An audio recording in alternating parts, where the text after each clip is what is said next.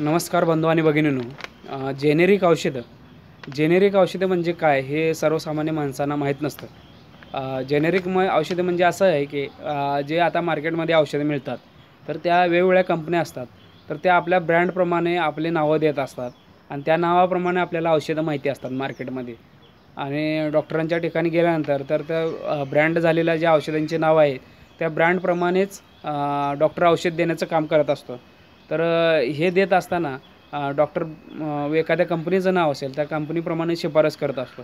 परंतु जेनेरिक औषधं म्हणजे त्या कंपनीमध्ये जे घटक मिक्स केलेले आहेत आणि ते घटक जे आहेत, तर ते घटकाचे अ, एकदा पेटंट विकल्यानंतर त्या कंपनीला जे प्रॉडक्शन निर्माण केल्यानंतर अ, जे घटक असतात, तर त्या घटकापासून जी औषधं तयार केली जातात, तर ती औषधं म्हणजे जेनेरिक औषधं.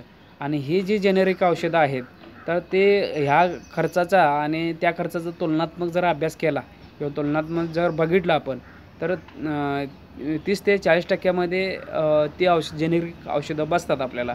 आणि जवळजवळ 100% इकडे खर्च होत असेल, ₹100 इकडे खर्च होत असेल, तर 30 ते 40 मध्ये ती औषधं आपल्याला मिळतात. तर इतका फरक आहे जेनेरिक औषधं आणि त्याच्यामध्ये.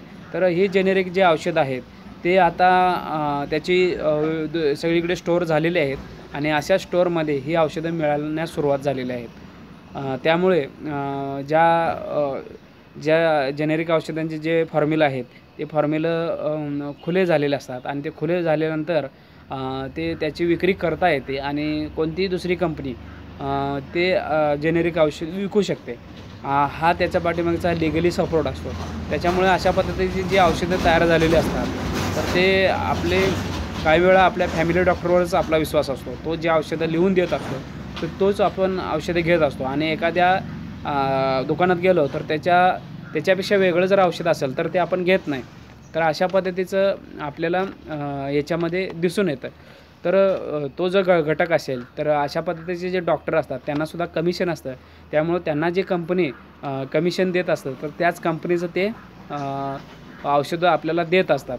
आणि औषधं ही देत असताना ते लिहून देत असतात. त्यामुळे ब्रँडेड औषधांच्या पाठीमागे न लागता जेनेरिक जे औषधं आहेत, तर ती औषधं खरेदी करून आपला जो खर्च होत असेल, काही जे कॅन्सर ऑपरेशन असतात किंवा वेगवेगळ्या प्रकारचे ऑपरेशन असतात, डायबिटीजची औषधं असतात, परत TBची औषधं असतात. तर ह्या औषधामध्ये जर 70% 80% जर फरक पडत असेल, तर किती जणांचे तरी आयुष्य वाचणार आहे, हे यातून आपल्याला दिसून येतं. म्हणून या अशा प्रकारच्या जेनेरिक औषधाचा जन्म झालेला आहे.